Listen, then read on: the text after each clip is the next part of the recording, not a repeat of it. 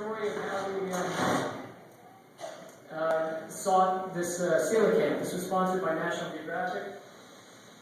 And this is in South Africa, Sodwana Bay. And this first part of the video just shows the somewhat unconventional way that they launch their boats down there. I don't know if any of you have been to South Africa and diving, but for this Hawaii boy, and I'm sure for most folks here in Florida, this is not the way we normally launch our boats, like driving a tractor into the ocean.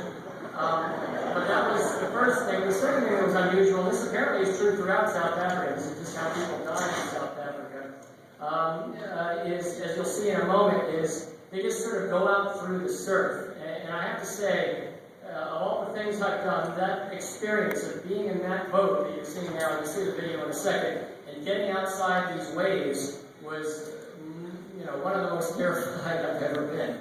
So then once they get the boat down there by the water, they pull the tractor up here, and they just push it the rest of the way with that high-tech log. That's Peter Tim. He's a really interesting character. He's actually the guy who first rediscovered coelacanths in South Africa. For 70 years after the first one was collected, nobody could find another one in South Africa. And everyone believed it was just an unusual specimen there, or maybe it had actually been poached from the Comoro Islands. But in 2001, I think it was, Peter was taking some of his mixed gas diving students out to a new place he'd never been before. They came across a cave that had 7 coelacanths. And he couldn't believe it. Anyway, this is showing you, this was actually, unfortunately, the day we took this was the absolute calmest day of the expedition. So this is not doing the reality of this situation justice. But they basically go full throttle and parallel the waves and wait for a little cut in the wave. And I mean, this is my point of view. You can imagine it's more than a little terrifying. You look at the right side, the waves cresting and breaking, the other side's the back of a breaking wave, and they just sort of slalom through these breaking waves and get you outside the reef, which is a little unnerving to say the least. Like I said, we went for twice that day. But this is business as usual, not so much the horizon. So when we got on this expedition, we were there for 3 weeks. We needed to do a warm-up dive. So here's a warm-up dive. I just thought I'd throw together some of the video of some of the casual fish we saw in our shallow dives. Angelfish enthusiasts have to, this is our very little secret. There's one ugly angelfish. There it was. This is a cool eel. I don't know if it ever makes it in the hobby. I don't know if people even do moray eels anymore in marine aquariums, but this is called Gymnothorax nudivore. It's a deep water eel. We have them in Hawaii. That looks like a leopard toby, but it's actually not. It's called Camptogastra tyleri. It's the Western Pacific's version of a leopard toby or shark puffer. That's Cephalophilus aurantia, which is a beautiful, beautiful grouper, but they get quite large. Also live fairly deep. Good old friendly Kedon blackburn eye, something, I don't know how well these show up in the trade, but back in the day they were very rare to see those guys in the trade.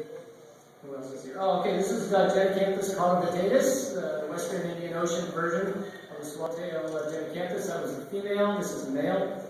But the real treat for me on this shallow series of dives that we did is this next fish coming up, which I know the fish nerds in the room are going to really appreciate, which is this guy, which is Epolonychus kingi, the tiger angelfish. That's one of the rarest and most difficult to get a hold of aquarium fish in the world. I don't know what the latest price is. I'm sure it's 5 figures, if any have ever been sold. I think a couple have. And so that's an extremely rare and valuable fish. And those of you who don't know me, I got my PhD studying angelfish. So, John Cox and I get along very well. We're both angelfish nerds. Within the fish nerd realm, angelfish is the king. And I've got my own personal life list of species of angelfishes that I've seen alive. And it's rare for me to find one that hasn't been on that list, but this was exciting for me. I was able to expand my life list with this guy. There were actually 3 of them on the street. But it's all a protected area, so I was happy to just leave them there. All right, so now I have to describe the logistics of the deep dives. Now we're going down to see the coelacanth. So to get an idea of what we're looking at, there's a canyon 2 kilometers offshore. And the edges of the canyon are up at 300 feet deep. So that's the shallow part, 300 feet deep. And then the canyon drops down into about 650 feet.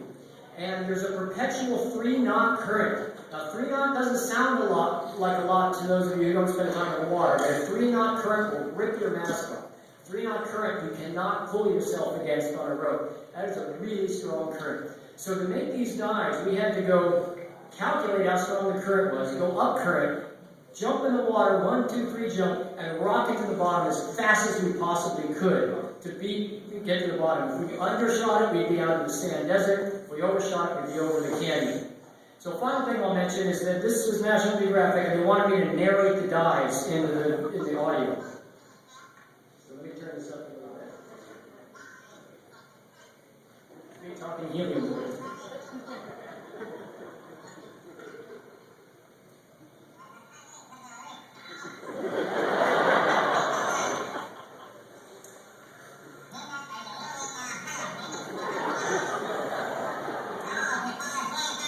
So I'm just narrating the dive, basically. That's what they told me to do.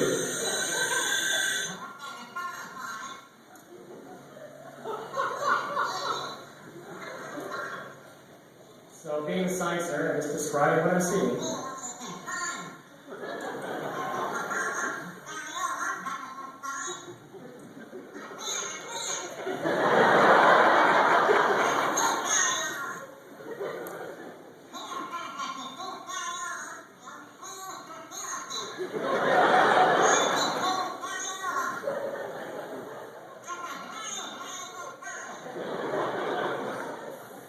So this is the upper edge of the canyon wall. So on one side of the canyon, there's this ledge at about 350 feet deep.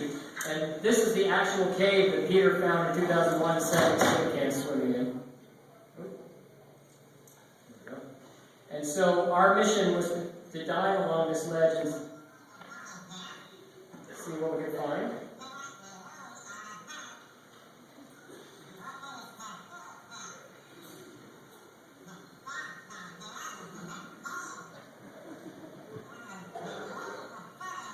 So my obsession with the temperature is I don't wear a wetsuit.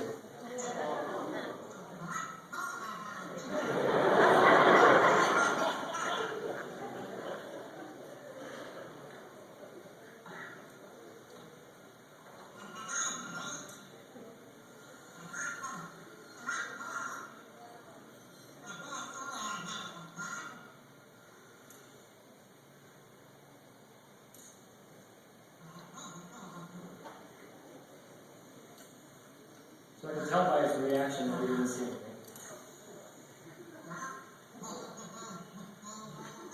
So I spent like half an hour trying to figure out what I was saying there. I have no idea. So I can't always interpret what I'm saying. I can usually figure out what I was saying.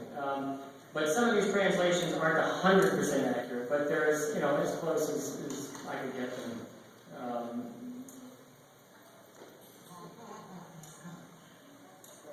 Sound a little bit like Cartman from South Park. So this was the first kind of cool thing we found on these dives. I should give a little background. This is our 13th dive. We had done 12 dives and had no luck finding the coelacanth. Now back in the cave were a whole bunch of these guys. And the last time I'd seen those underwater was like 10 feet deep in Japan. And here we are nearly 400 feet deep in the back of the cave in South Africa. And I'm like, wait, really? You guys live down here? So that was kind of cool. They were there every time. Pinecone fish, for those of you who don't know, and for those of you who are fish nerds, they have actual little flashlight light organs underneath their eyes that they use like headlights at night for it. But that cloud of fish there, I don't know if they're gobies or cardinal fish or what, but I can almost guarantee you they're going to be a new species.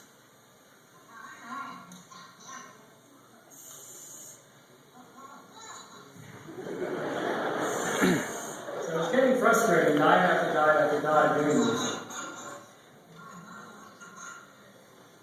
So there's plenty to look at, but not the thing we were looking for. So this, what you're about to see here, is a new species of Leucopoma. This is undescribed. We didn't collect it, but it has been collected in South Africa. It's a real pretty one.